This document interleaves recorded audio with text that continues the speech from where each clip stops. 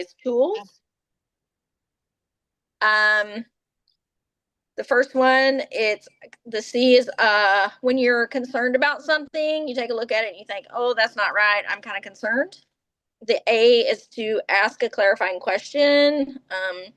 Is this really the situation we're going into? Questions that make you want to learn more about the situation. The R is respond by stopping the line. That's another RISE tool, stop the line. Just stop what you're doing, ask more questions, trying to find out if it's really the situation is accurate or changes need to be made. And then if you find out that there are concerns that need to be addressed, you escalate that on. You can escalate it to your charge nurse, to your manager, house supervisor, to the physician, whoever you need to escalate. And in our RISE meeting today, they talked about we want people to feel comfortable to where if you feel like there's a safety issue and the person that you escalated it to does not agree, we want people to go through the appropriate chain of command, but continue to escalate that if they still really feel like there's a concern. We want people to make sure if they feel like something's unsafe that they discuss that with whoever they need to. We want to make sure you speak up and raise any concerns for what's going on with your patients, with staff members, physicians, whatever it might be. Everyone has a responsibility to maintain patient and employee and hospital safety. Ask all the questions that help you to understand the situation better. Make sure you get all the answers that you need to make the correct decision and pass on that information. Stop the situation, stop the line, just to make sure that everything's proceeding like it should be. Maybe everybody just needs to stop and regroup. I know the last couple of weeks we've had a couple of instances with patients discharging to home. Maybe APS is involved, or there's issues with equipment or care at home. And we've had a couple of people, ask a lot of questions. Is somebody going to be with the patient? They're not their normal thing. Who's going to help them with our medications?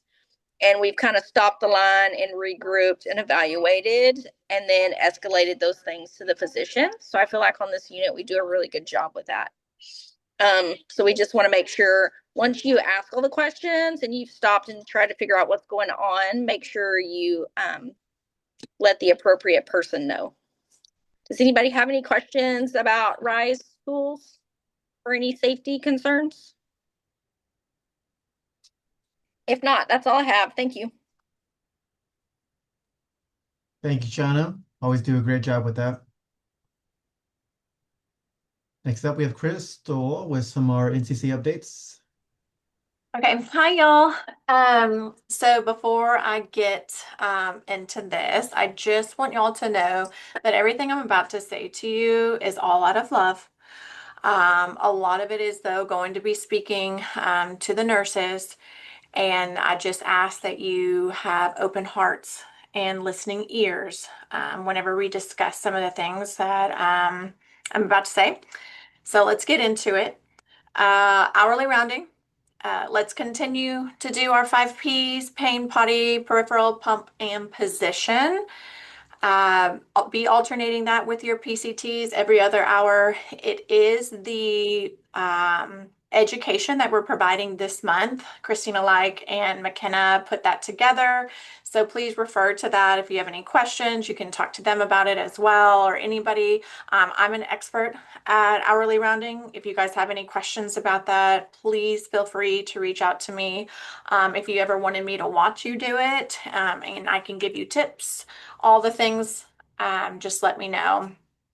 Another reminder for that is just, whenever you're in the room, it's just always good to say, I'm here to do my hourly round and I have the time.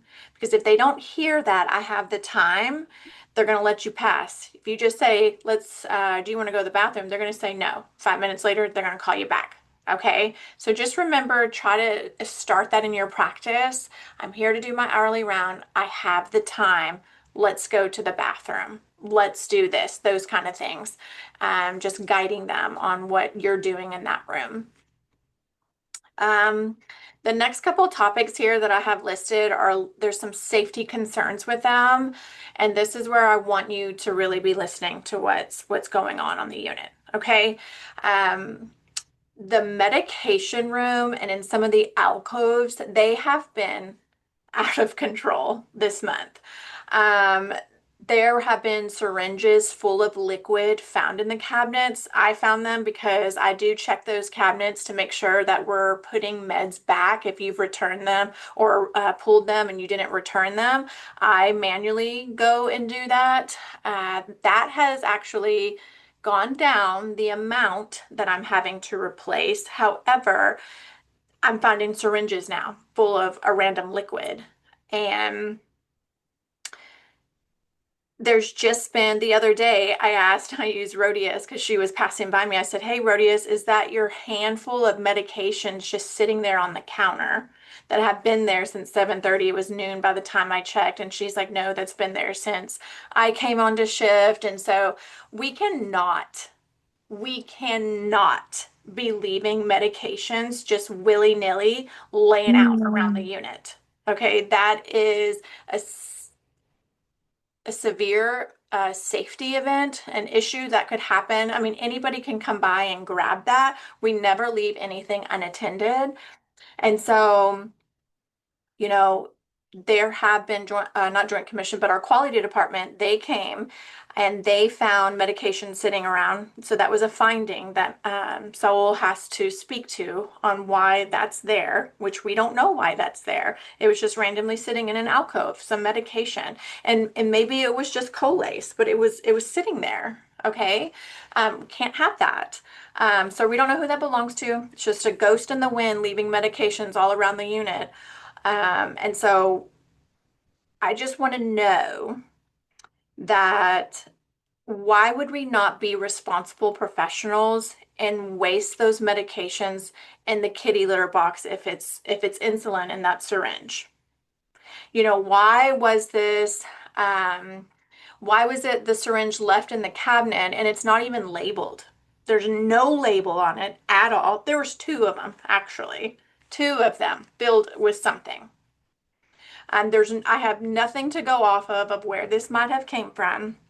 And not only that, but now I think about little Shauna's or McKenna's and Nung's, Sue. I think about Sue. They're all our short people. What if, because we are careless, to leave medications laying around and syringes full of whatever, what if we didn't cap it all the way and our little friends reach their hands up there to grab something and now they've stuck themselves? It's not okay. There's no tolerance for that at all. Um,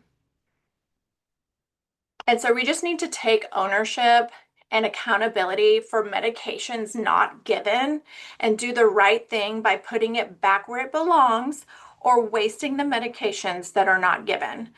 Because not only is this a disservice to your team, but if a joint commission surveyor came by, say they randomly came in, or say state randomly came in, okay, that's a completely different ballgame.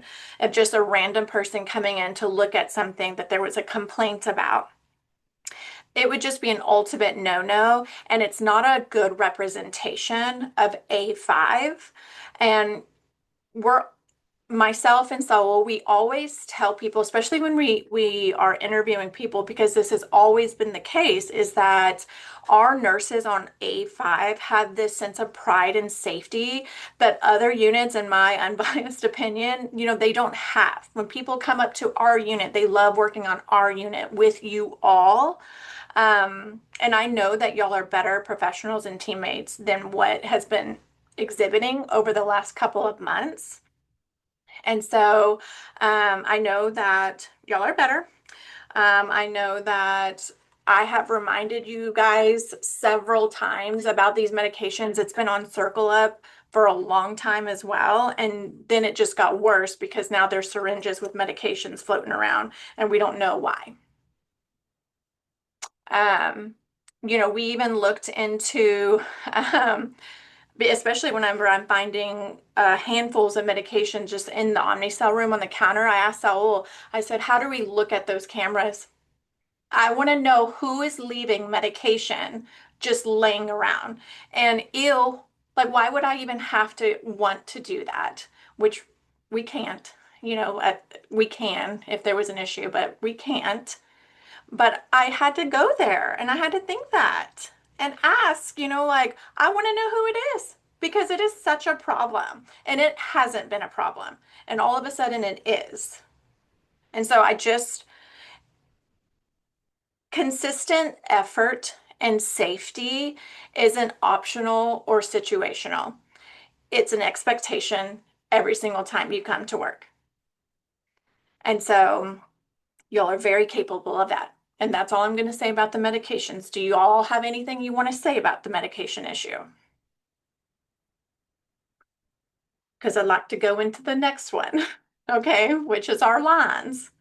And this is our central or Foley lines. Today, we have 3 Foleys, 1 central line. I did not see 1 red or green card out there this morning. I had to go put them out.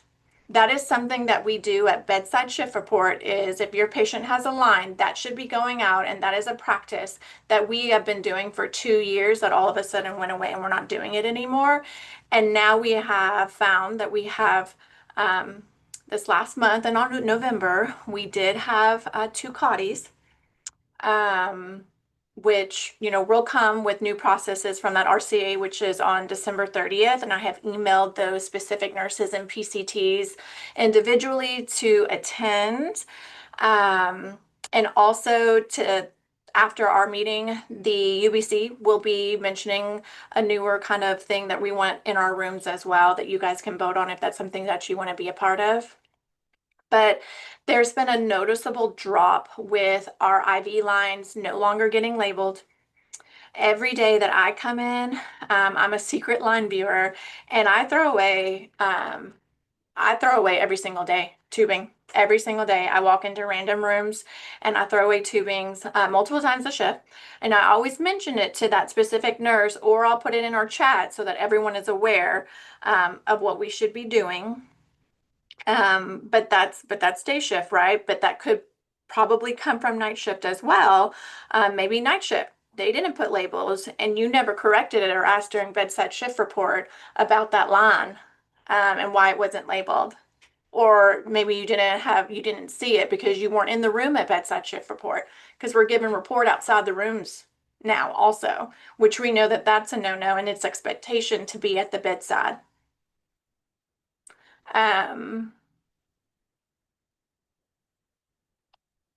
Do we have any questions about lines or anything that's been happening with those? Can we please replace the printer paper? Yes. How long has that been out? A while. Okay. So we don't know, and I don't always just go check for the printer paper. So if nobody ever brings it to anybody's attention, we don't know. And our charges, it's usually up by y'all, but if we're out, we have to order it.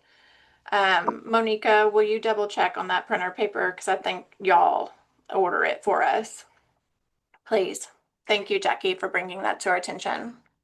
But even if we don't have the printer paper, we always have the highlighted stickers that you can handwrite exactly when to change that line and what it is that's going into the patient. And these are things that patients see, that consistency, and almost like it seems like you guys are, I don't know, I guess it would say like, you're an army, everyone's doing the same thing. There's consistency with that, it's clean, everyone knows what's going on, and it doesn't look like that in the rooms. And so I throw away your lines, even if they're brand new, because they should be labeled. Because I don't know how old they are, and we don't want to be giving any of our patients any more than what they already came in with. The next thing on the list is on admission, height and weight is a required documentation within that 12 hours of admission. So please, our PCTs, when you guys are setting up the room, or if nurses, if you guys are helping set up the room, make sure that bed is zeroed out. And that way you guys can get an accurate weight. If your patients are able to stand, go use that standing scale. And that way you have an accurate weight in case, maybe they need to get put on heparin.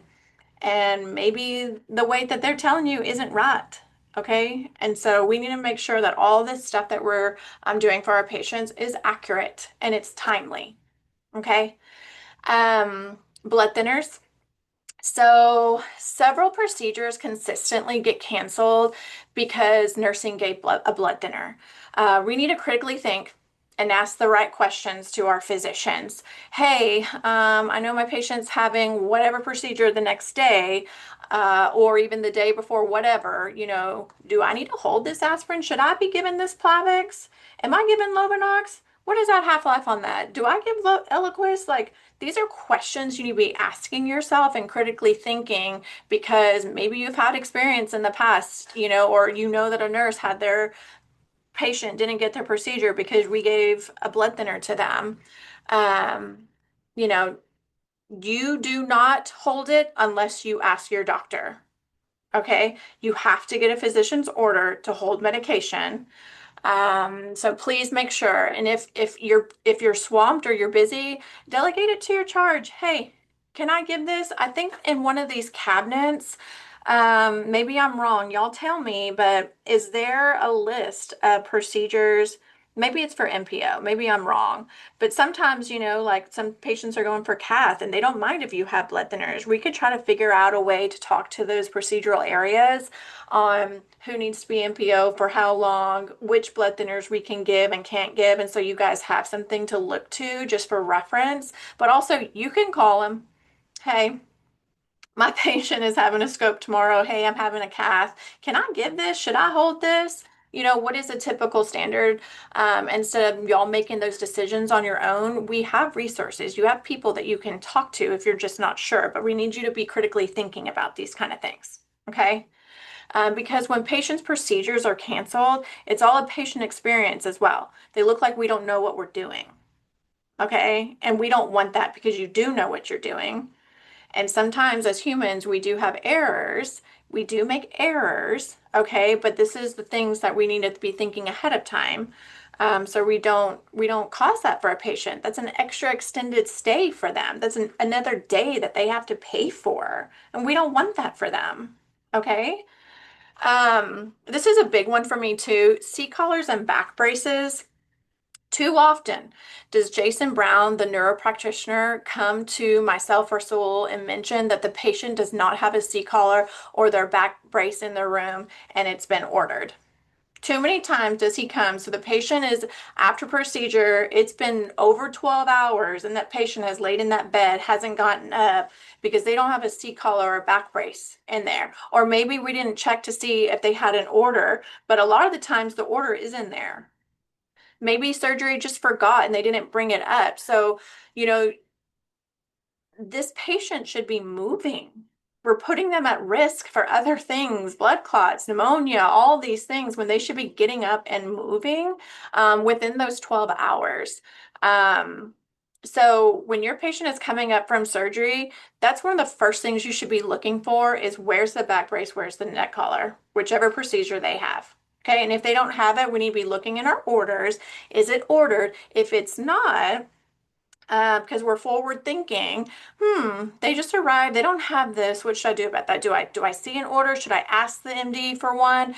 Double check, like if you're not sure is it in their notes that they say that they should be having one, well then I need to get that order. I need to go get that for them. Like we don't need to wait for the next shift for them to complete the order. We just need to do it for our patient.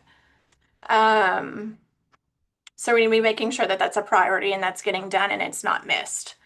That's silly that we're missing that. And again, if you're unable to do it, ask your charge. They can reach out to whoever needs to be reached out to help you with that. Lastly, so you can go to the next slide. I know that we're tired and I know that the workload has been heavy. I can see it on your faces. I see it in your body language when I'm talking to you and passing you in the halls and what y'all are doing. It does not go unnoticed. And just know that you guys are doing good work, okay? We're just missing some little tiny things and we need to tighten it up. We just need to tighten it up and do better because it's going to do better for you all as a team. and it's going to do better for your patients. Okay. So showing up mentally, helping each other, and doing the hard things, even when we're exhausted, is what defines a strong nursing team, which you all are.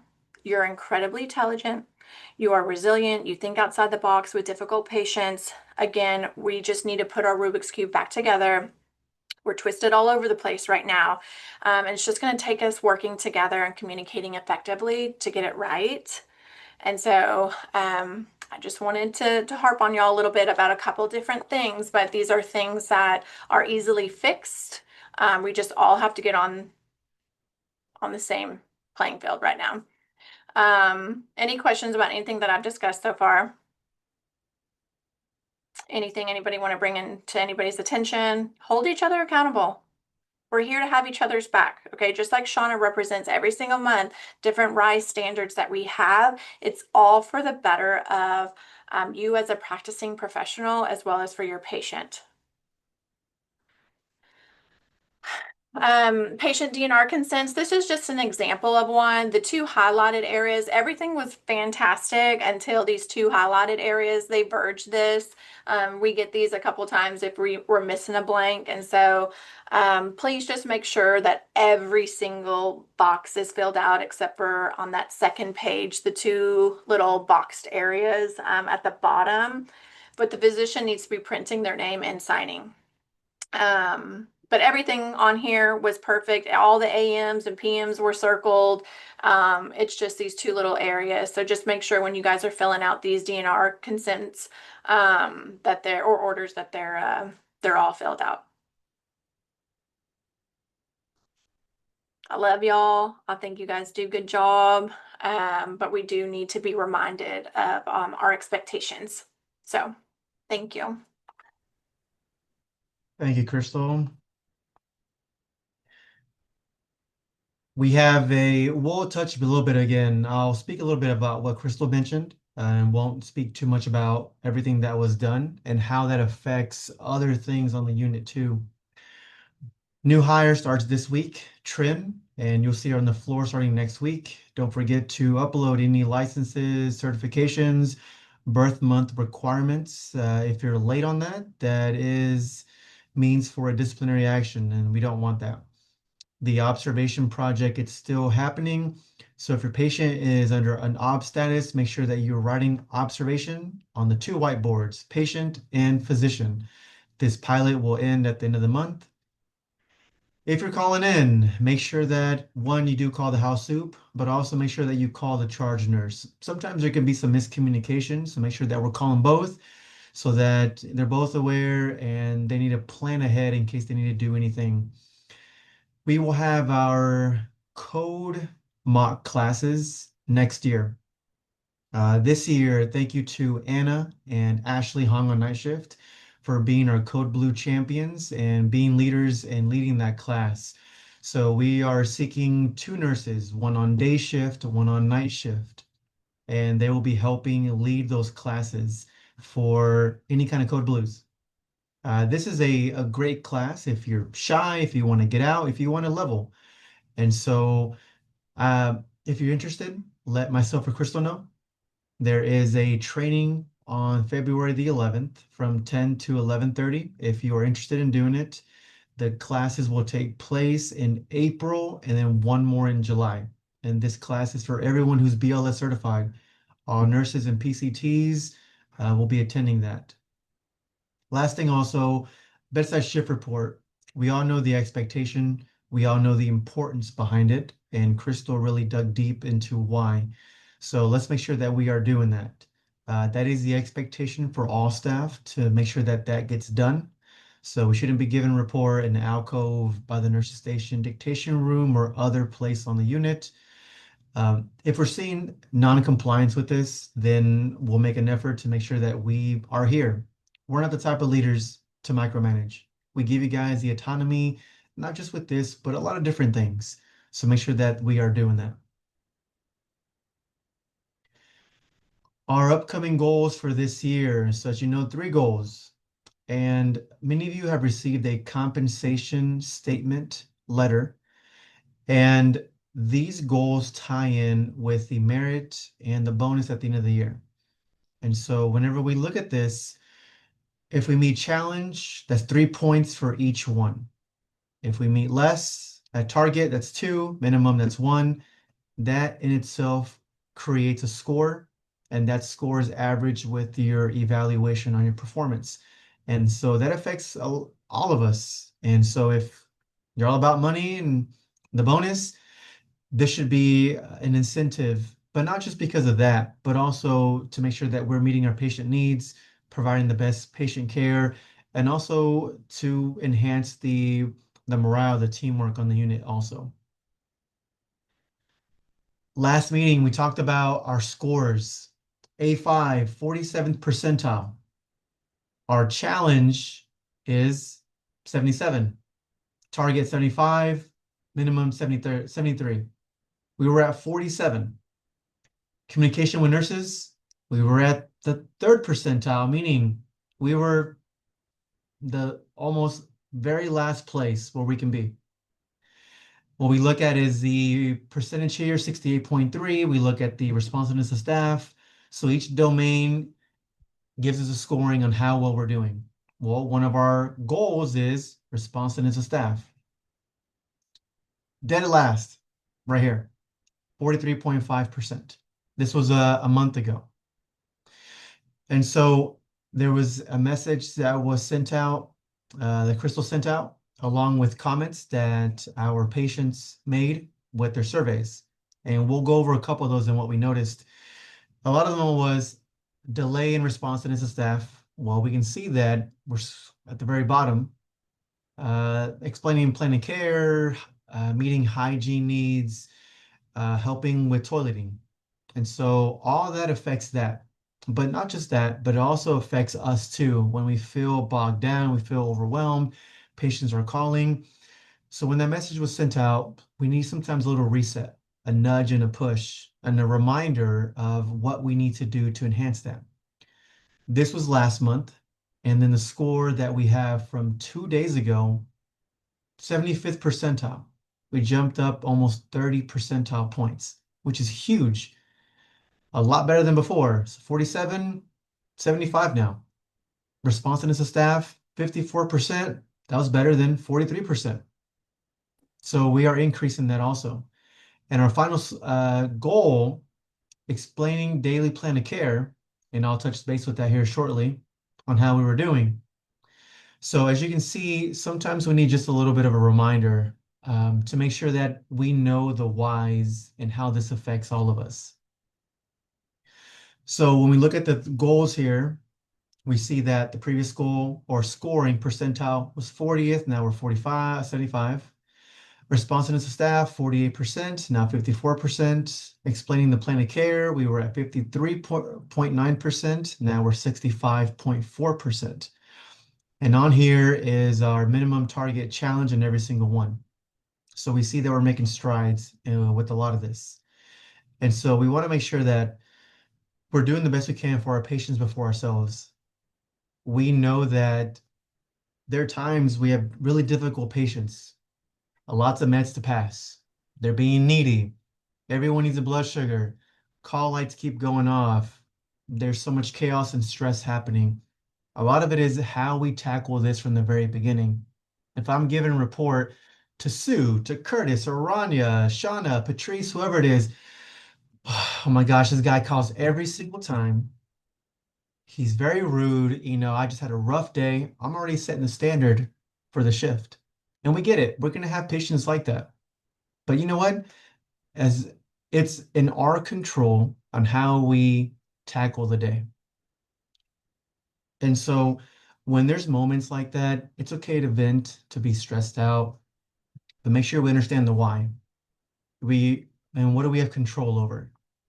And so over the past couple weeks, we've noticed that you guys have done a tremendous job, and it shows based on these scores right here.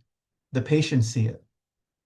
So let's continue to just have the accountability, the communication, the teamwork, so that we're able to provide just amazing, great care as professionals. We all have a responsibility to them, but a responsibility to each other also. You know, it's a much better work environment when we get along, when we help each other out.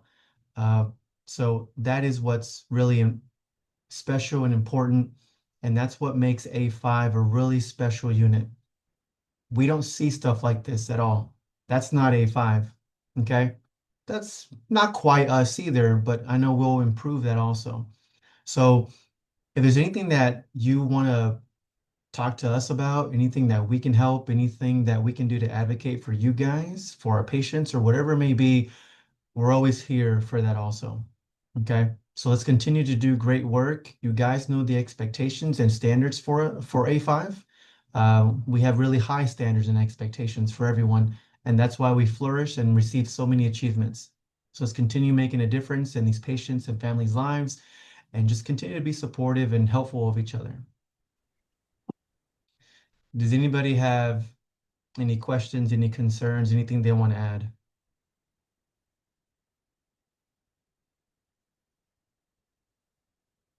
No. Thank you everyone for being on here on this call. I know sometimes you don't want to hear about the negative things, but sometimes it has to happen.